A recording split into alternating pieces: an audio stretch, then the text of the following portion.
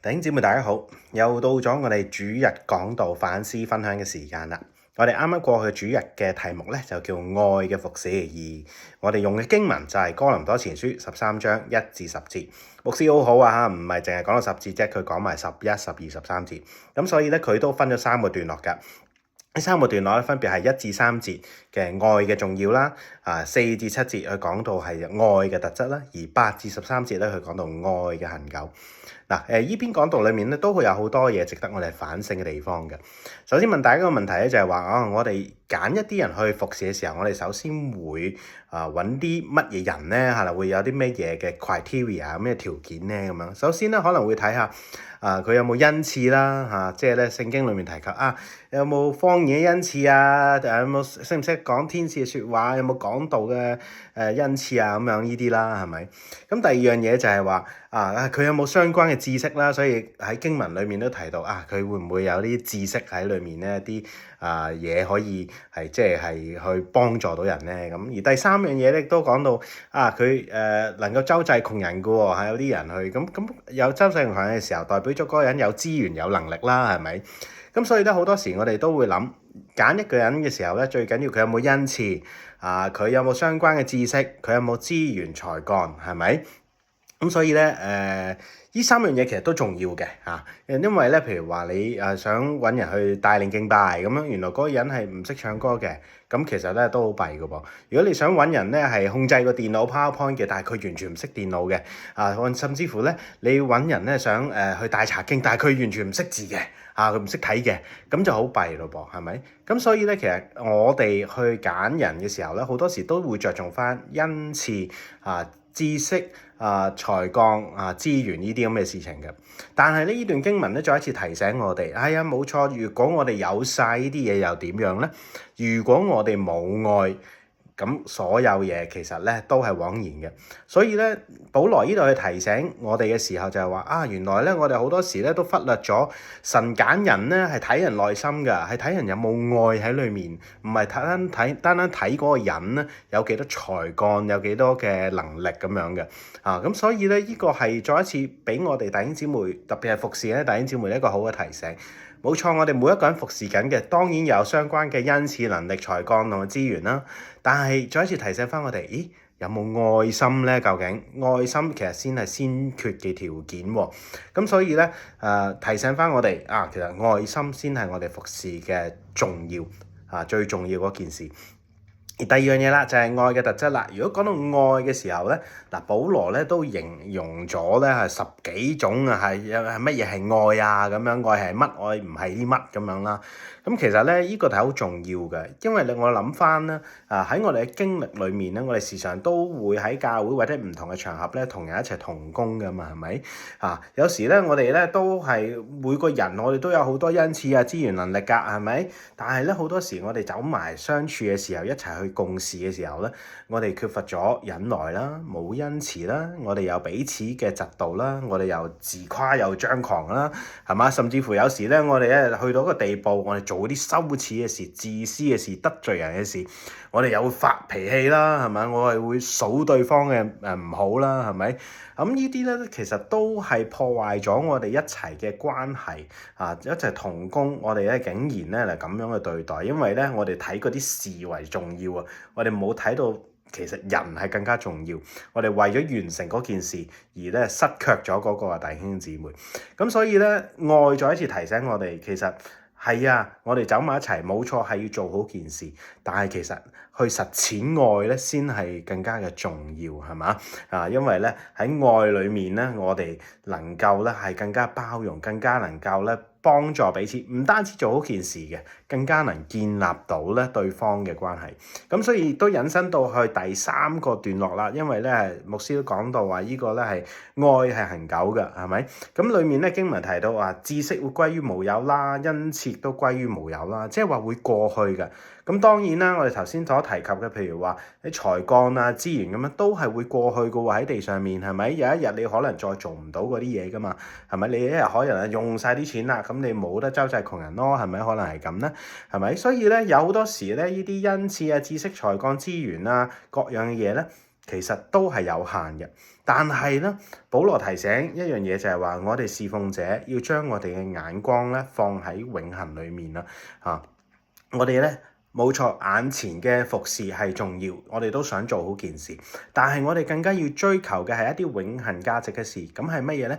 就係我哋同工間或者我哋服侍對象之間咧，我哋彼此嘅建立呢種嘅關係咧，先至係更加重要，先至係傳到永恆嘅。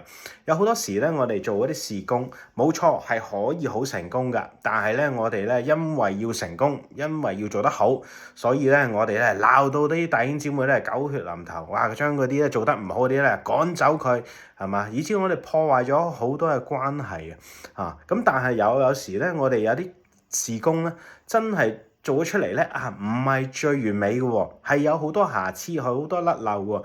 但係咧，弟兄姊妹喺裏面咧唔介意，反而咧我哋彼此包容同接納，我哋彼此鼓勵做好啲，我哋唔會去計較，唔會咧去踩你，反而咧我哋嘅彼此嘅扶持，你做唔到，我幫你，我做得多啲唔緊要最緊要咧係一齊咧能夠去到完成嗰件事。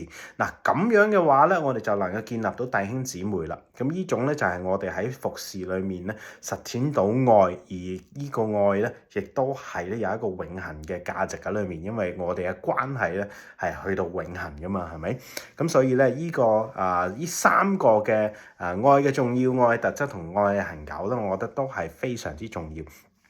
弟兄姊妹都可能知道啦，我而家喺英國啦。咁喺英國咧，我都探咗一啲嘅弟兄姊妹同埋教牧啊。咁從佢哋嘅分享裏面咧，我都聽到其實咧喺英國裏面咧近幾年好多新嘅華人教會咧就創立咗啦。但係咧都好快地咧有啲嘅教會咧馬上就分裂，亦都鬧到不和啦。其實我覺得咧今日呢個哥林多前書嘅經文咧，正正係需要俾佢哋知道愛咧就係佢哋咧走埋一齊去服侍嘅一個最重要嘅因素，而唔係咧大家彼此都差唔多背景所以我哋走埋一齊啦咁樣，唔係呢啲雖然大家都係嚟自香港，但係咧確實佢哋有好多唔同嘅地方，就算係我哋美國嘅都一樣嘅我哋可能有唔同嘅宗派啦、唔同嘅傳統啦、唔同嘅神學啦，我哋唔同年齡、唔同嘅語言，我哋唔同嘅處事方式，係咪我哋好想走埋一齊，用一個最好嘅方法，一個最有效嘅方法，一個最能夠發揮我哋自己恩賜才幹嘅方向去做嘅，係咪？一定係咁樣噶。但係咧，好多時我哋就係因為覺得我嗰個最好，或者你嗰個最好，我哋咧就各不相讓，最後就各奔東西咯，係咪？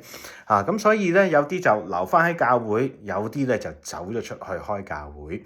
嗱，有時候咧，我哋會睇分開其實都唔係壞處係咪？但係好多時候咧，分開咗之後咧，就喺背後咧反而產生咗好多嘅攻擊陰謀論認為嗰啲人有私心或者嗰啲人咧因為咧佢嘅圖謀失敗，所以走咗去。呢啲就係咧我哋喺呢個嘅經文裏面，我睇到冇愛嘅服侍就係會咁樣啦，係嘛？好多嘅爭吵，好多嘅猜疑，係咪？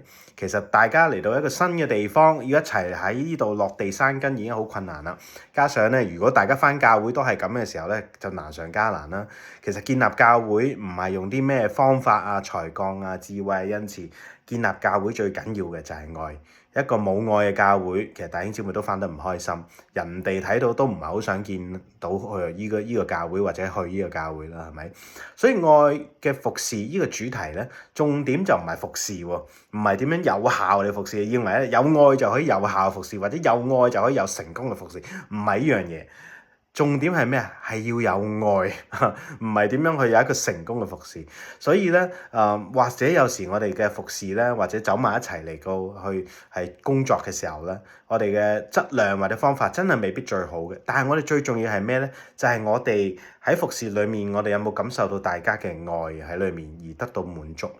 盼望唔單止喺香港去到英國嘅弟兄姊妹能夠學習啦，我都盼望我哋自己喺美國呢個地方，我哋都能夠咁樣學習。唔好再去咧，好多時着眼喺嗰啲咩嘢有冇地方人才物資恩賜呢啲。我哋要睇返有愛先係最重要。如果冇愛，就算俾靚嘅教會你，俾最正嘅配套你哋，係咪？其實都係冇意思，係嘛？所以咧喺度咧再一次咧，希望我哋能夠咧捉到呢個重點啦。嗱最後牧師咧有3個題目嘅，就係話聖靈賜下唔同嘅恩賜嚟到建立教會啦。咁你點樣嚟運用呢啲恩賜嚟服侍咧？你可唔可以分享你嘅經驗咧？而第2條咧就係話保羅咧指出咗咧一切最大恩賜咧係裡面咧愛咧就係即係比各種恩賜咧更加偉大同埋持久㗎咁我哋咧咁點樣激勵依個嘅提醒？點樣激勵我哋咧嚟到去造就教會咧？最後咧第3條題目就係保羅列舉咗15種嘅特徵嚟到形容愛啦。咁我哋喺生活裏面，或者喺我哋特別我哋嘅教會生活或者係服侍裏面，我哋有冇即係體驗到咧？咁可以同弟兄姊妹體會一下啦，分享一下啦。咁今日就到呢度啦，希望咧下個禮拜再同大家嚟到分享啦。